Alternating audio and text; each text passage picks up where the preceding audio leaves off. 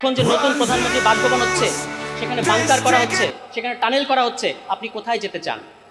আপনি কোথায় যেতে চান? সংসদে তো আপনি নির্বাক থাকেন এবং পার্লামেন্টারি ডেমোক্রেসির নামে আপনারা দেখেছেন যে স্বরাষ্ট্রমন্ত্রী তিনি ক্রীড়া বিষয়ক প্রশ্নের উত্তর দেন, স্বাস্থ্য বিষয়ক প্রশ্নের উত্তর দেন, তিনি সব্যসাচী সমস্ত বিষয়ে প্রশ্নের উত্তর দেন। শুধু নিজের মন্ত্রণালয়ের অবস্থা ওই সাবেক অন্তর্বর্তী সরকারের সাবেক স্বরাষ্ট্র উপদেষ্টার চেয়েও ব্যর্থ স্বরাষ্ট্রমন্ত্রী তিনি।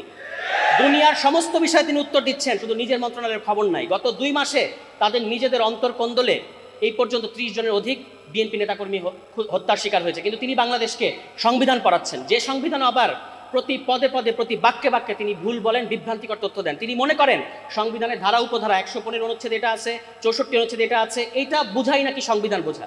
তিনি এখন বাংলাদেশে অপ্রতিদ্বন্দ্বী সংবিধান বিশেষজ্ঞ হয়ে গেছেন এবং তিনি কত তার অডাসিটিটা আপনারা খেয়াল করবেন। সংসদে দাঁড়িয়ে পুরো জাতিকে তিনি অপমান করছেন, তিনি বলছেন তিনি মাস্টারি করছেন।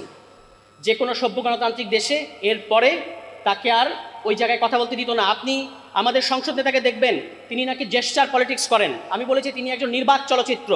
সংসদে তিনি গাম্ভীর্যের সাথে বসে থাকেন। তিনি জুলাই শরৎ নিয়ে কথা হয়েছে, বিরোধী দলীয় নেতা কথা বলেছেন, চিফ হুইপ কথা বলেছেন, বিরোধী দলের সমস্ত সংসদ সদস্যরা কথা বলেছেন, কিন্তু আমাদের নির্বাক চলচ্চিত্র একটা সেকেন্ড মুখ থেকে একটা শব্দ বের করেন নাই। তার পক্ষে কথা বলেন স্বরাষ্ট্রমন্ত্রী। বলে যেহেতু অন্যান্য নেতৃবৃন্দ কথা বলবেন, সরকার সংসদীয় সার্বভৌমত্বের কথা বলছে, কিন্তু সরকার সংসদীয় সার্বভৌমত্বের নামে যে জিনিসটা বাংলাদেশে কায়েম করতে চাচ্ছে সেটা হচ্ছে সংসদীয় স্বৈরতন্ত্র।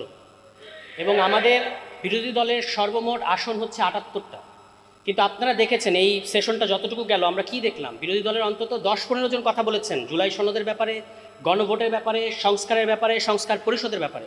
কিন্তু এই যে 213 আসন বিশিষ্ট একটা 2/3 দল, তাদের কয়জনকে আমরা কথা বলতে দেখেছি? একজন কথা বলেন, পাশে দিয়ে আরেকজন কথা বলেন, অর্ধেক। এবং যিনি আবার যখন কথা বলেন, অর্থাৎ আইনমন্ত্রী, মিথ্যা কথা ছাড়া একটা সত্য কথা আমরা তার মুখ থেকে শুনি নাই। এবং তিনি একজন প্যাথোলজিক্যাল লায়ার।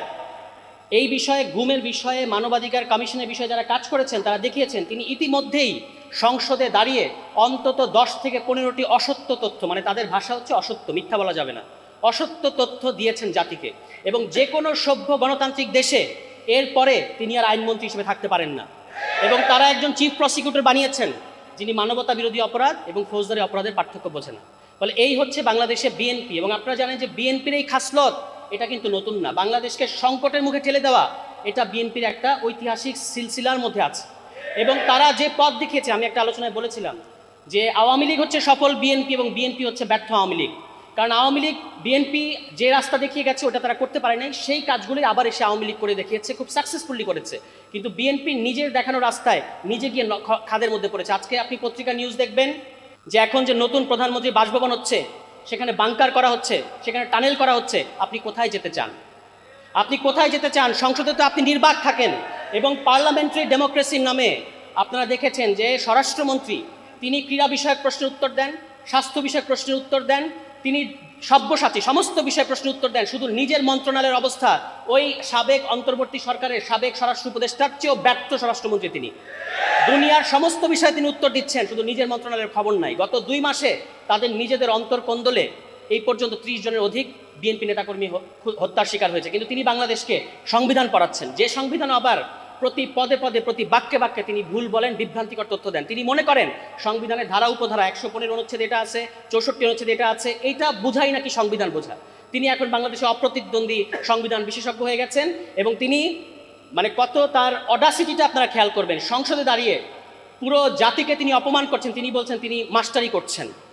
যে কোনো সভ্য গণতান্ত্রিক দেশে এরপরে তাকে আর ওই জায়গায় কথা বলতে দিত না। আপনি আমাদের সংসদ নেতাকে দেখবেন তিনি নাকি জেস্টার পলিটিক্স করেন। আমি বলেছি তিনি একজন নির্বাক চলচ্চিত্র।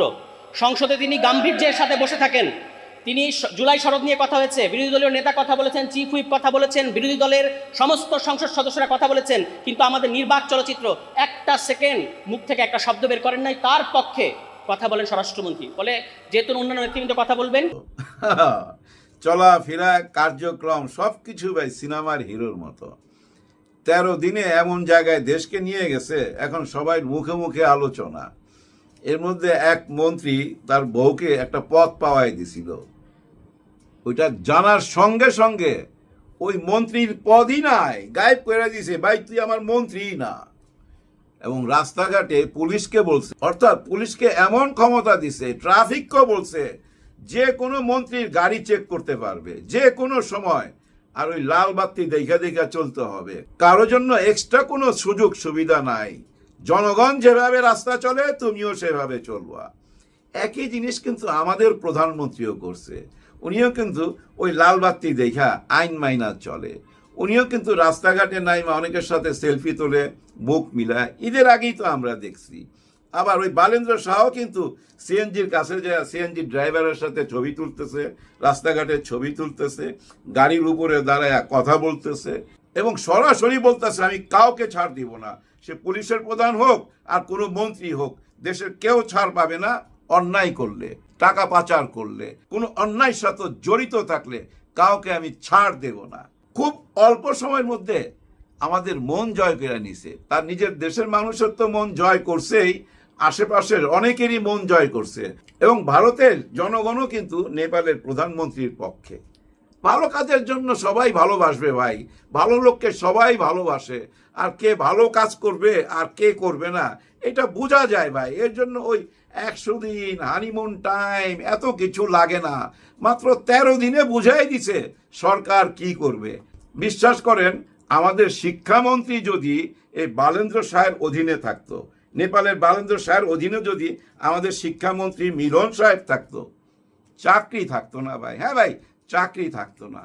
কারণ উনি একটা স্কুলে যায়া ওখানে 8 বছর 10 বছর 12 বছরের বাচ্চাদেরকে প্রশ্ন করতেছে, রাজনীতি শিখাইতেছে। প্রশ্নটা কি বলো তো, আমাদের প্রধানমন্ত্রীর মেয়ের নাম কি? একটা বাচ্চা বলছে জাইমা। ইয়েস, জাইমা রহমান।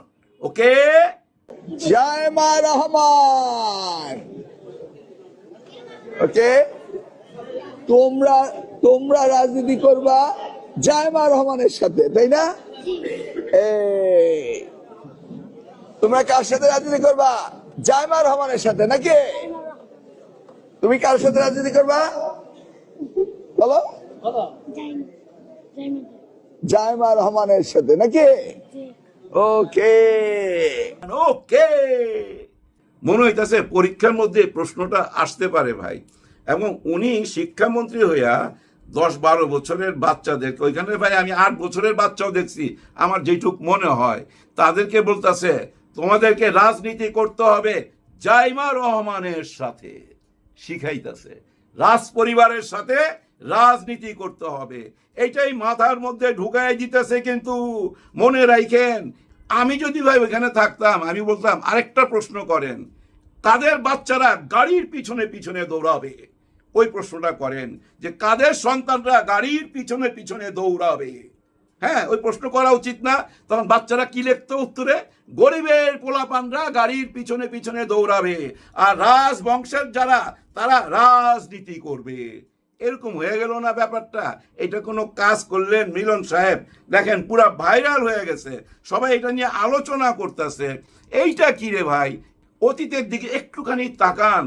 শেখ হাসিনার পরিবার নিয়ে কত কথা হইতো, বই পুস্তকে তাদের নাম লেখা হইতো, রাসেলকে নিয়ে রচনা লিখতে বলতো, শেখ রেহানার পরিবার নিয়ে রচনা লিখতে বলতো, শেখ হাসিনার পরিবার, শেখ রেহানার পরিবার এবং শেখ মুজিবুরের পরিবার, এই পরিবার পরিবার কইরা বই পুস্তকের মধ্যে ঢুকাই দিছে পরিবার। সেই পরিবারটাই না বাইর করতে পারতাছি না আমরা।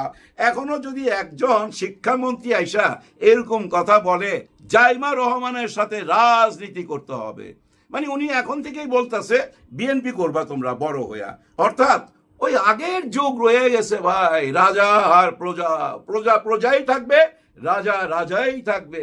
কোন সিনেমা যিনি একটা ডায়লগ দেখছিলাম, রাজা রাজাই রহেগা, প্রজা প্রজাই রহেগা, এরকম হবে, ভুলে গেছি। যাই হোক, এবার আসি ওনার ওই কথার আসল অর্থটা কি।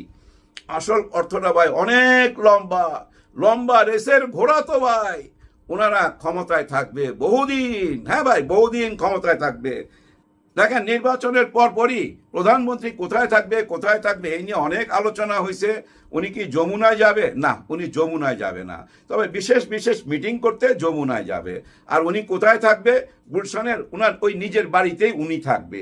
কিন্তু আজকে দেখলাম প্রধানমন্ত্রীর জন্য জায়গা খোঁজা হচ্ছে। ওই মিন্টু রোডের কোনো একটা জায়গায় একটা বাড়ি বানানো হবে, সেটা তো বাড়ি না, হোয়াইট হাউসের মতো কিছু একটা বানানো হবে। ওই বাড়ির নিচে আবার বাংকার বানানো হবে, সুড়ং বানানো হবে। ওই যে একটা ছবি হয়েছিল না, ওই যে আরফান নিশো ছিল হিরো, সুড়ং, ওই সুড়ঙ্গের ভিতর দিয়ে যায় ডাকাতি করে, ব্যাংক ডাকাতি, মনে আছে? কিন্তু এটা ব্যাংক ডাকাতি না, এই সুড়ংটা বানানো হবে, যদি কোনো হামলা হয় ওই সুড়ঙ্গের ভিতর দিয়া সেফ জোনে চলে যাইতে পারবে। ধরেন ওই বাংকারের মধ্যে 1 মাসের খাওয়া দাওয়া, অক্সিজেন সব কিছু থাকবে। আবার এমনও হইতে পারে ওই বাংকারের পাশে দিয়া এমন একটা রাস্তা তৈরি করলো যেটার ভিতর দিয়া গাড়ি চলতে পারে। এই ইরানে আছে না, ইরানও তো আছে, মাটির নিচে শহর আছে না, এটা মাটির নিচে একটা সুড়ঙ্গ তৈরি করবে যেন আরেকটা এক্সিট পয়েন্ট থাকে। অর্থাৎ ব্যাপারটা এরকম, ধরেন